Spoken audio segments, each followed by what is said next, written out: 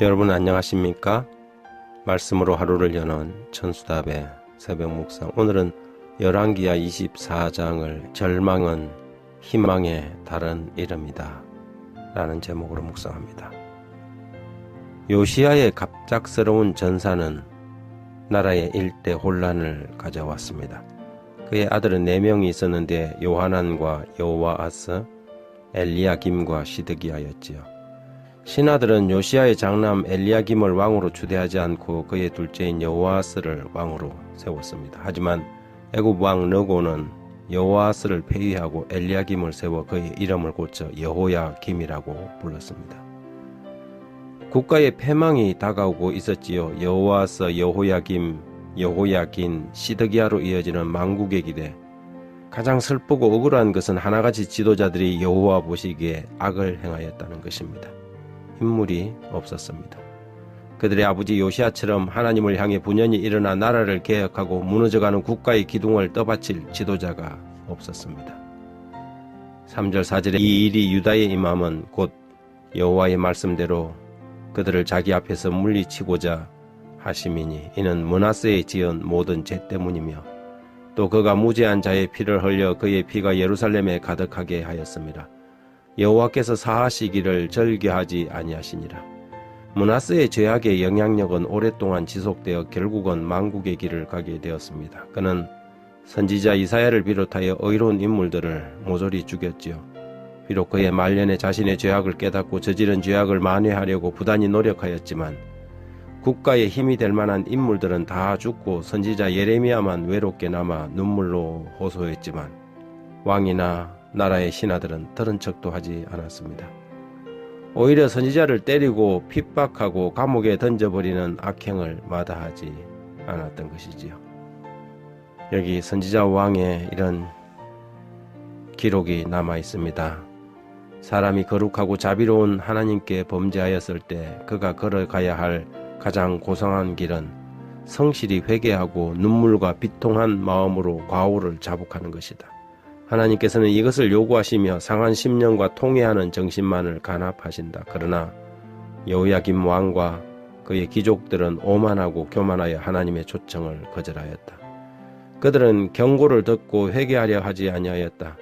그들에게 제공된 은혜의 기회는 거룩한 두루마리가 타는 때에 끝났다. 하나님께서는 만일 그때에 저희가 당신의 음성 듣기를 거절한다면 그들에게 무서운 징벌을 가하시리라고 선언하셨다. 그들은 듣기를 거절하였고 하나님께서는 유다에게 당신의 최후의 형벌을 선언하셨다. 선지자의 눈물은 하나님의 눈물이었습니다. 선지자의 호소는 하나님의 호소였지요. 그러나 저들은 듣지 않았습니다. 예루살렘아 예루살렘아 선지자들을 죽이고 내게 파송된 자들을 돌로 치는 자여 암탉이 제 새끼를 날개 아래 모음같이 내가 너희 자녀를 모으려고 한 일이 몇 번이냐. 그러나 너희가 원치 아니하였도다. 로마에 의해 무너지던 신약의 예루살렘 때처럼 그때 유다의 멸망도 그랬습니다. 하나님의 호소는 무위로 돌아갔고 끝내 돌아오라는 음성은 거절되었지요. 절망이었습니다.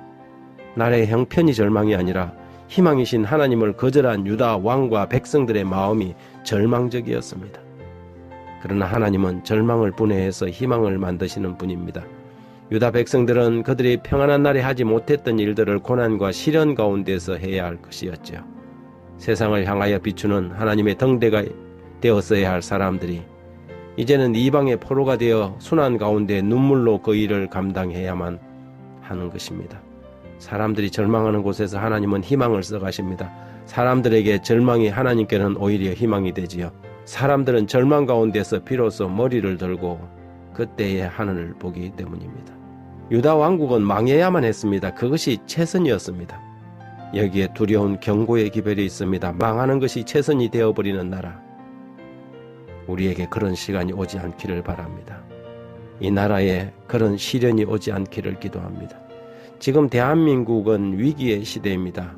국가가 큰 혼란 가운데 있습니다. 강대국의 틈바구니에 끼어 어렵게 유지되던 유다의 운명처럼 한반도는 비슷한 처지에 놓여 있습니다.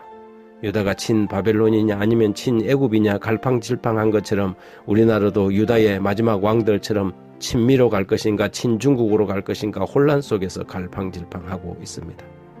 해답은 미국도 중국도 일본도 아닙니다. 하나님이 해답이지요.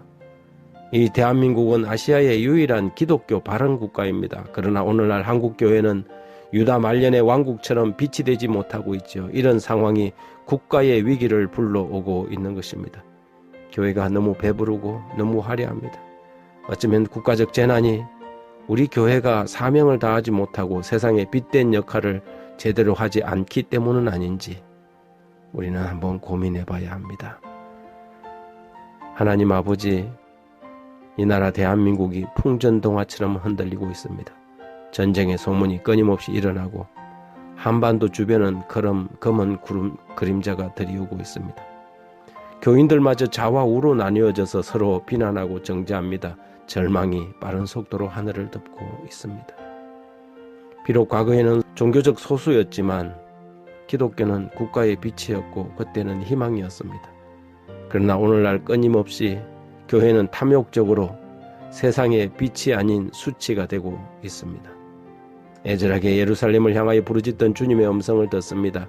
선지자 예레미야의 절규를 듣습니다. 이때 저희들은 어떻게 해야 할까요, 주님? 이 나라 이 민족을 불쌍히 여겨주십시오. 이 나라를 살려주시고 위기에서 건져주십시오. 교회가 다시 정결해지고 사명으로 다시 돌아가게 하셔서 세상의 이념놀이가 아니라 그리스도의 사랑으로 온전히 하나 되고 하나님의 계명과 율법으로 세워지게 도와주십시오. 예수님 이름으로 기도드립니다.